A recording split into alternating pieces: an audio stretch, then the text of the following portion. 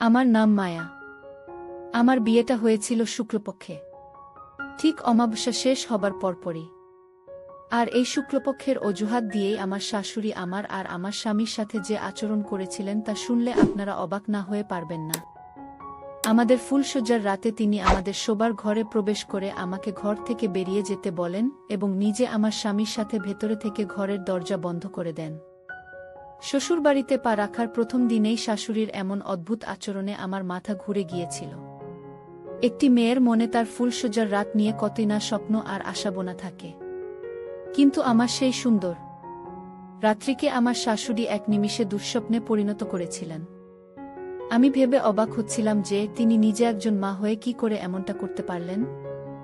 আমার জীবনের এই অবিশ্বাস্য সত্য ঘটনা আপনাদেরও গভীরভাবে নাড়া দেবে। আমার বয়স এখন 2-4 বছর। আমি একজন তরুণী এবং সদ্য বিবাহিতা স্ত্রী। আমার বাবা মা খুব অল্প বয়সেই মারা যান, তাই আমি আমার ছোট ফুপুর কাছেই বড় হয়েছি। ফুপুর একমাত্র সন্তান অপু আমার চেয়ে 1 বছরের ছোট।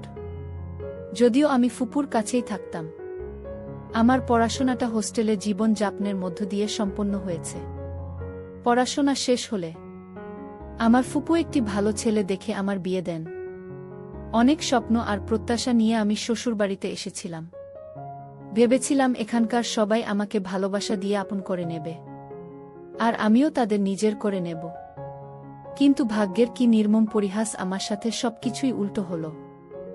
বিয়ের পর থেকেই প্রতিদিন রাতে আমার শাশুড়ি আমাদের ঘরে ঢুকে আমাকে বের করে দিয়ে ভেতর থেকে দরজা আটকে দিতেন। আমি জানতেই পারতাম না তিনি আমার অনুপস্থিতিতে তার ছেলের সাথে কি এমন করতেন। সেই রহস্য জানার তীব্র আকাঙ্ক্ষায় একদিন আমি ঘরের ভেন্টিলেটরের ফাঁক দিয়ে ভেতরে দেখার সিদ্ধান্ত নেই। সেদিন রাতে ভেন্টিলেটরে চোখ রাখতেই ভেতরের দৃশ্য দেখে আমি জ্ঞান হারিয়ে ফেলি। কারণ আমি দেখেছিলাম আমার শাশুড়ি বিছানায় শুয়ে আছেন আর আমার স্বামী রোহিত তার শাড়ির গেট খুলছেন। বিয়ের পর যখন আমি শ্বশুরবাড়ি আসি, আমার সাথে আমার ফুফাতো ভাই অপুও এসেছিল।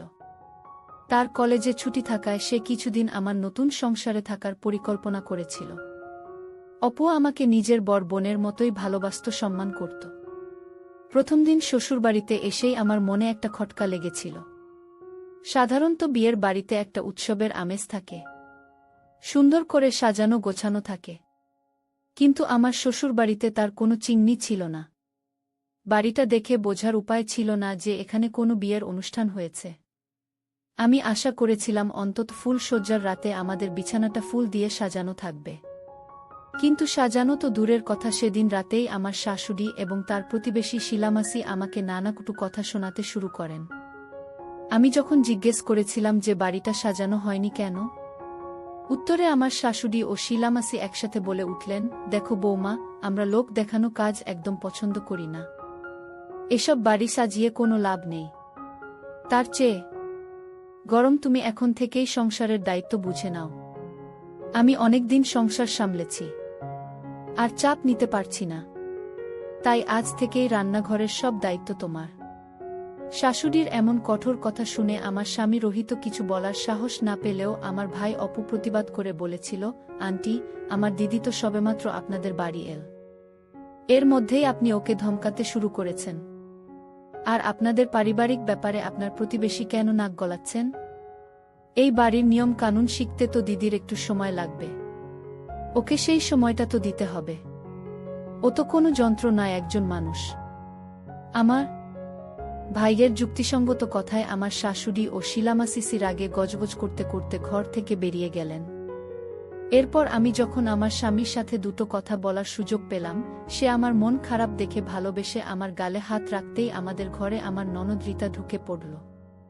সে আমার গয়নাগুলো নেড়েচেড়ে দেখতে লাগল এবং তার নজর পড়ল আমার মায়ের দেওয়া একমাত্র স্মৃতি, আমার হীরা লকেটার উপর। সেই লকেটটা নেওয়ার জন্য সে তার মা আর শিলামাসিকে গিয়ে নালিশ করল। কিছুক্ষণ পরেই শিলামাসি আর আমার শাশুড়ি আমাকে ঘরের বাইরে ডাকলেন। আমি বাইরে গিয়ে জিজ্ঞেস করলাম, মা, কি হয়েছে, কেন ডেকেছেন? আমার শাশুড়ির কিছু বলার আগেই শিলামাসি আমার গলার হীরার মালাটার হাত দিয়ে বললেন, বৌমা, তুমি এই মালাটা খুলে তোমার নন্দকে দিয়ে দাও। শিলামাসির এই কথায় আমি হতভম্ব হয়ে আমার স্বামীর মুখের দিকে তাকালাম। রোহিত ভালো করেই জানত যে ওই মালাটা আমার মায়ের সেই স্মৃতিচিহ্ন। আমি ভেবেছিলাম এবার অন্তত সে প্রতিবাদ করবে, কিন্তু সে আশ্চর্যজনকভাবে চুপ করে রইল। আমি নতুন বউ, তাই বুঝতে পারছিলাম না কিভাবে তাদের এই অন্যায্য দাবির উত্তর দেব। আমি বারবার তাদের বোঝানোর চেষ্টা করছিলাম যে এটা আমার মায়ের দেওয়া একমাত্র স্মৃতি, আমি এটা দিতে পারব না। তা সত্ত্বেও শিলামাসি জোর করে আমার গলা থেকে মালাটা খুলে আমার নন্দের গলায় পরিয়ে দিলেন। শ্বশুর বাড়িতে মাত্র একদিনের মধ্যেই আমি বুঝে গিয়েছিলাম যে শিলামাসি আমার শাশুড়িকে আমার বিরুদ্ধে ক্রমাগত উস্কানি দিয়ে চলেছেন। শিলামাসি যখন আমার গলা থেকে মালাটা নিচ্ছিলেন, আমার স্বামী প্রতিবাদ না করলেও আমার ভাই অপু আবারও প্রতিবাদ করেছিল। সেদিন আমি অনেক কান্না করেছিলাম। আমার বিয়ের মাত্র 2 দিন পেরিয়েছিল। এর মধ্যে আমার শাশুড়ি রান্নাবান্নার সমস্ত দায়িত্ব আমার উপর চাপিয়ে দিয়েছিলেন, আর শিলামাসি সারাদিন আমাদের বাড়িতে বসে আমার শাশুড়িকে আমার বিরুদ্ধে কুমন্ত্রণা দিতেন। একদিন রোহিত আমাকে খুশি করার জন্য সিনেমার 2টো টিকিট নিয়ে এসেছিল। শিলামাসি সেটা জানতে পেরে আমার শাশুড়ির কান ভারী করলেন। রোহিত যখন আমাকে নিয়ে বাইরে যেতে চাইল, শাশুড়ি সরাসরি আমাকে যেতে বারণ করে দিলেন। তখন রোহিত তার মাকে বলল, মা, আমাদের বিয়ের তো মাত্র 2 দিন হয়েছে, আমি কি মায়েকে নিয়ে একটু বাইরেও যেতে পারি না? ও তো সারাদিন বাড়িতে কাজ করে। এর উত্তরে শাশুড়ি রেগে গিয়ে বললেন, বিয়ে হতে না হতেই তুই আমার মুখের উপর কথা বলছিস? আর কদিন পর তো ভুলেই যাবি যে আমি তোর মা। তোর বউ এখন কোথাও যেতে পারবে না। রান্নাঘরে অনেক কাজ পড়ে আছে, সেগুলো কে করবে? বিয়ের মাত্র 2 দিনের মাথায় শাশুড়ির এমন অত্যাচারে আমি মানসিকভাবে ভেঙে পড়ছিলাম। আমি বুঝতে পারছিলাম যে তিনি জেনেই শুনেই আমার উপর মানসিক নির্যাতন চালাচ্ছেন এবং এর পেছনে শিলামাসির উস্কানিই প্রধান কারণ। সেদিন আমি বিরক্ত হয়ে নিজের ঘরে গিয়ে স্বামীকে বললাম, দেখো, তোমার মা আমাকে কিছু বললে হয়তো আমি সহ্য করে নেব, কিন্তু শিলামাসি তো আমাদের প্রতিবেশী মাত্র। উনি কেন আমাদের প্রত্যেকটা ব্যক্তিগত বিষয়ে হস্তক্ষেপ করছেন? আমি বাইরের কোনো লোকের কটূক্তি সহ্য করতে পারব না। আমি অনেক সহ্য করেছি, আর চুপ থাকব না। এবার আমি অন্যায়ের প্রতিবাদ করব। আমার কথা শেষ হতে না হতেই শিলামাসি আমার শাশুড়ির হাত ধরে আমাদের ঘরে ঢুকে নাটকীয় কান্না শুরু করে দিলেন। তিনি আমার শাশুড়িকে বললেন, দেখলি তো, আমাদের এত বছরের বন্ধুত্ব তোর বৌমা আজ শেষ করে দিচ্ছে। তোর বউ আজ আমাকে পর করে দিল।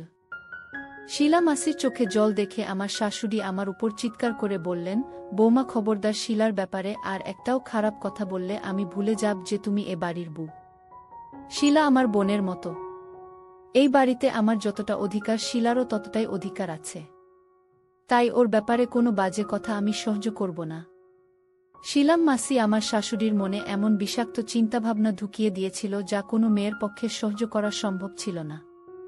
আমার বিয়ের 4 দিনের মাথায় সেদিন রাতে আমি যখন সেজেগুজে স্বামীর সাথে একটু একান্তে সময় কাটানোর জন্য প্রস্তুতি নিচ্ছিলাম, তখন আমার শাশুড়ি আমাদের ঘরে ঢুকে অসুস্থতার ভান করে বিছানায় শুয়ে পড়লেন এবং বললেন যে তিনি নাকি আমাদের ঘরেই ঘুমাবেন।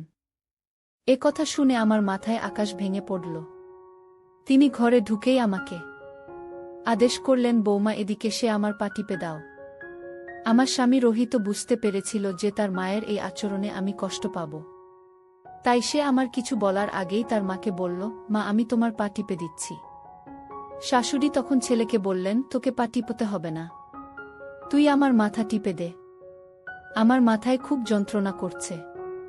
আমি পরিষ্কার বুঝতে পারছিলাম আমার শাশুড়ি এই সব কিছু শিলামাসির পরামর্শেই করছেন। তিনি কোনোভাবেই চাইছেন না যে আমরা স্বামী স্ত্রী এক হই। এইভাবে প্রতিদিন রাতে আমার শাশুড়ি কোনো না কোনো অজুহাতে আমাদের ঘরে এসে আমাদের মাঝে শুয়ে পড়তেন। এমনকি তিনি আমাদের দুজনকে আলাদা রাখার জন্য শুক্লপক্ষর মতো একটি কুসংস্কারের আশ্রয় নিলেন। তিনি রোহিতকে বোঝালেন যে শুক্লপক্ষের এই 1-5 দিন সে যদি আমার কাছে আসে তাহলে তার মৃত্যু পর্যন্ত হতে পারে।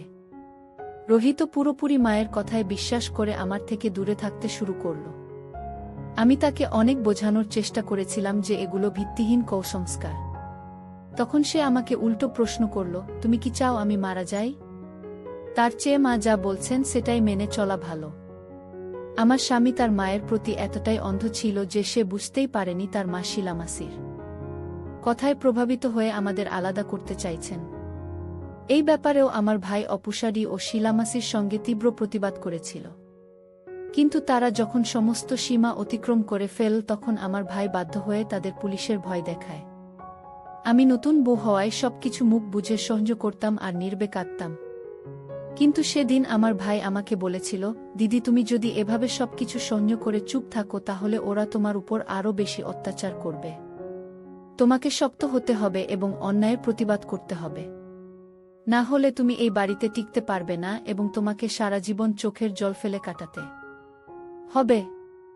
আমি তো সারা জীবন তোমার সাথে থাকব না, কিছুদিন পরেই চলে যাব।